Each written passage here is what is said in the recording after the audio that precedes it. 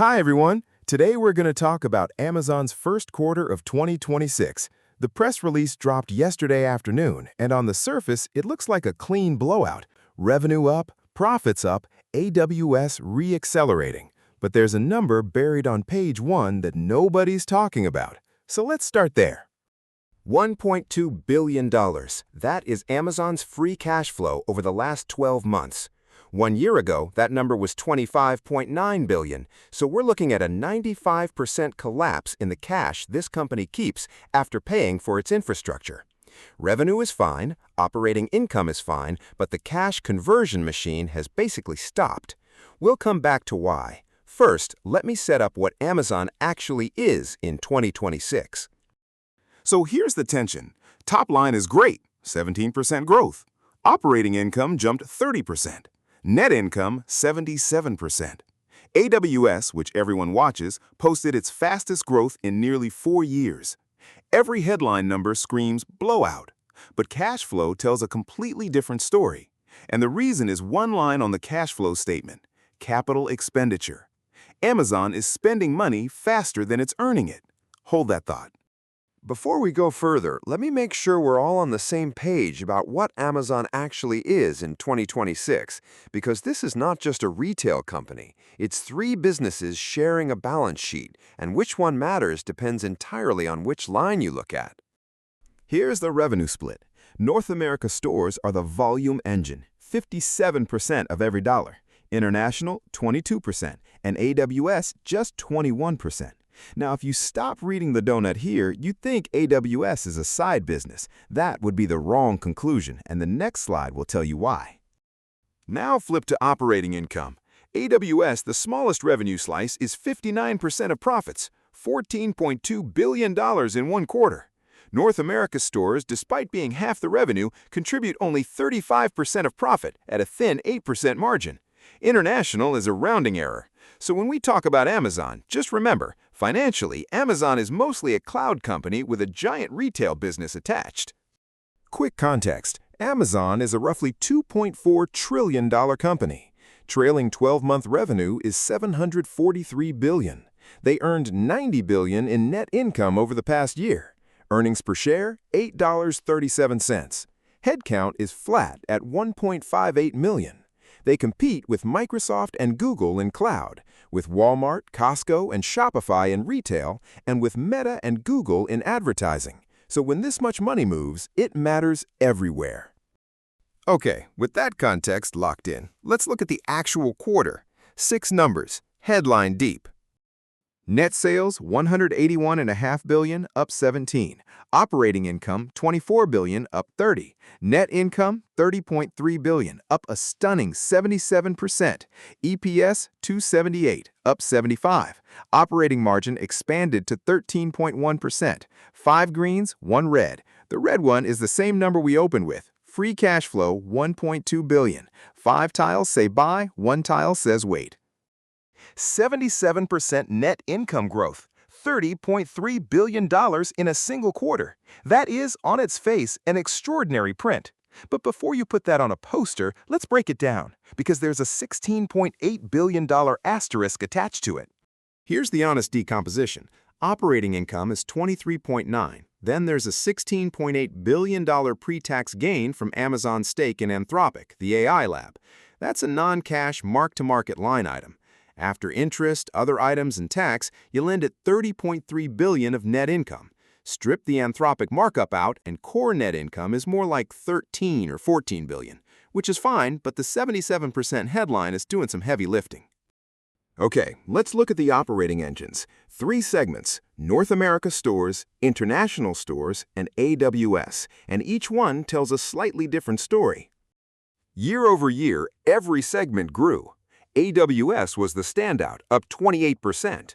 International plus 19, fastest in nearly 4 years.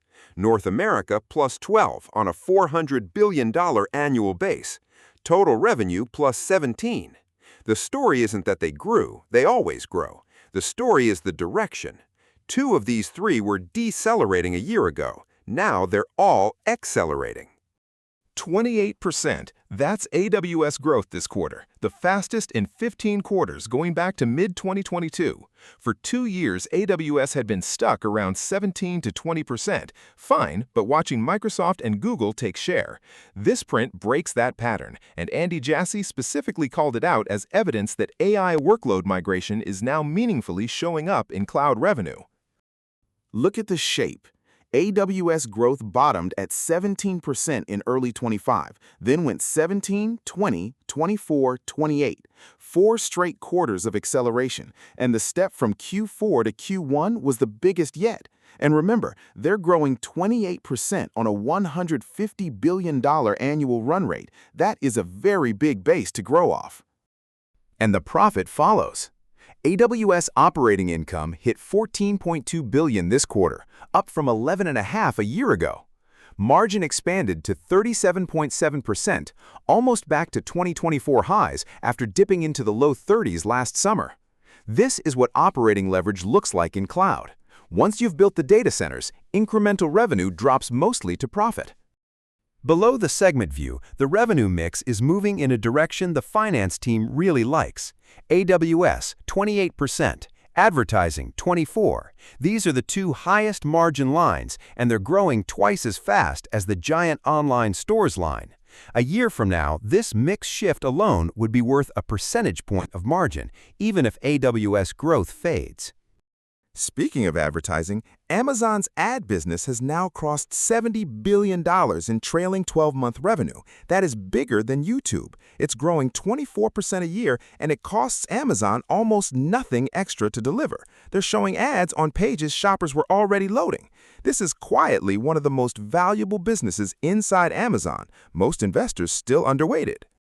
Geographically, the stores business is still mostly a North American story, 72% of stores revenue. International is 28%, with the EMEA region the biggest piece. AWS is excluded from this map because it's a global product.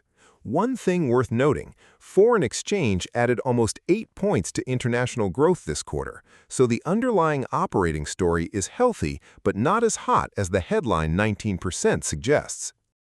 Okay, we've talked about the money coming in, now let's talk about the money going out. Because for every line that went up on the revenue side, there was a bigger one going up on the spending side. Here's the full bridge from revenue to net income. 181.5 in. Cost of sales, 87.5. That's mostly products bought to resell. Fulfillment, 27. Technology and infrastructure, 29. That's where the AI build sits. Sales, marketing, G&A, another 13. Operating income, 23.9. Then the Anthropic markup pulls you up 16, tax pulls you down 9.6. You land at $30.3 billion of net income. This slope chart is the cost story. Cost of sales is the steepest line in absolute dollars. That's just the mechanical reality of a big number growing 14%. The one to watch is technology and infrastructure. Smaller base, but up 29%, the fastest growth rate on the slide. That's the line where AI CapEx shows up, and it's running ahead of revenue. Fulfillment, mostly logistics and shipping, only grew 11, slower than revenue, which means they're getting more efficient. G&A is flat. So the cost story isn't everything is exploding, it's one specific line is growing fastest, and they're holding the rest. Here it is in a single ratio. Technology and infrastructure used to be 14.8% of revenue. Now it's 16.3%. That's a 1.5 percentage point lift in just 12 months. And on a $180 billion revenue base, every point is roughly $2 billion of incremental annual spend. This is what Andy Jassy means when he says we're investing through the cycle. This bar chart is, I think, the most important picture in the whole deck. CapEx, trailing 12 months. 6 quarters in a row, each bigger than the last. They went from $78 billion to $147, almost doubled. And the pace is accelerating. This past quarter alone, they spent $44 billion. That's 75% more than the same quarter last year. Almost every dollar of incremental spend is going to AI. Data centers, custom silicon, GPUs, networking. $147 billion in capital expenditure over the last 12 months, up 67% year over year. To put that in perspective, it's more than the annual revenue of all but a handful of S&P 500 companies. It is, by some distance, the largest infrastructure build in the history of the technology industry. Whether this pays off depends on one variable. Does AI demand materialize at the rate the build implies? We'll come back to that. This is the same FCF story we opened with, told a different way. The top of the donut is operating cash flow, $148.5 billion. Look how thin the green slice is. 99% of operating cash now goes directly back into capital expenditure. A year ago, it was 77/23. Amazon does not pay a dividend, and they paused buybacks years ago. So every dollar this business generates is being plowed straight back into the build. And here's what's filling the gap. Long-term debt jumped from $66 billion to $119 billion in a single quarter. That's $53 billion of new long-term borrowing in just 3 months. For context, Amazon had famously little long-term debt for most of its history. They raised more debt this quarter than in the prior decade combined. This is a meaningful change in the company's capital structure.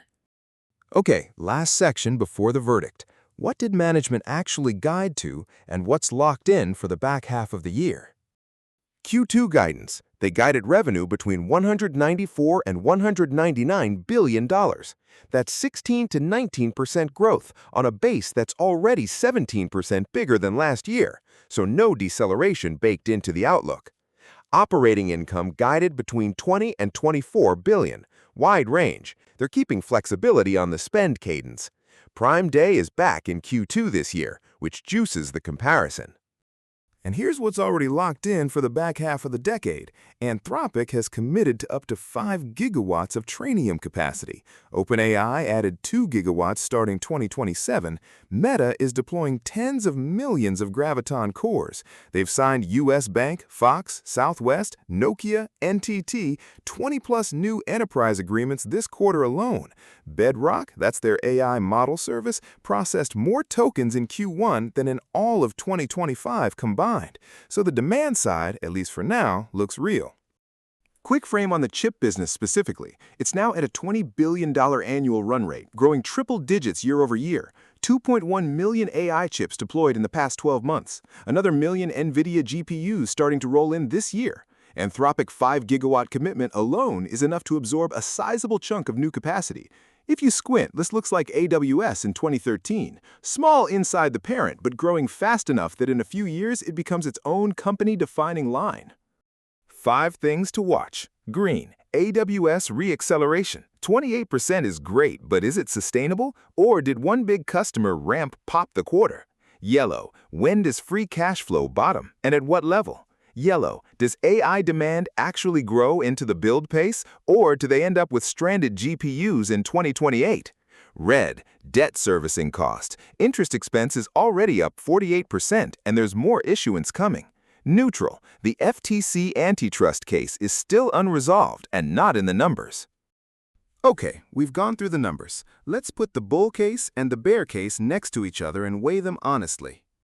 Bull side, AWS reaccelerated, margins expanded. Advertising is a $70 billion business growing 24%.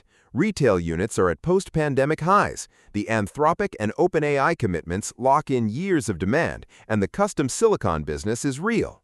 Bear side, free cash flow collapsed, $147 billion of CapEx with no proof yet of payback. Debt nearly doubled in 1 quarter. The net income headline is flattered by a non-cash markup, and the CapEx ramp could go on for years before it shows up as cash. 6 bull, 5 bear. The bears are fewer, but they're bigger. If I had to pick the one number to glue myself to between now and the next earnings call, it would be AWS's quarterly growth rate, because the entire bull case rests on the assumption that 28% isn't a 1-quarter Anthropic ramp, it's the new trajectory. If Q2 prints 28 or higher, the build pace is justified. If it goes back to 20, every other number on this deck starts looking different. So here's where I'll leave it. $147 billion of capital expenditure went in over the last 12 months. $1.2 billion of free cash flow came out. That ratio, that's the biggest bet in Amazon's history by a meaningful margin. The next 4 quarters tell us whether the bet pays off or whether 2026 was the year Amazon overbuilt. That's it for today. Don't forget to subscribe.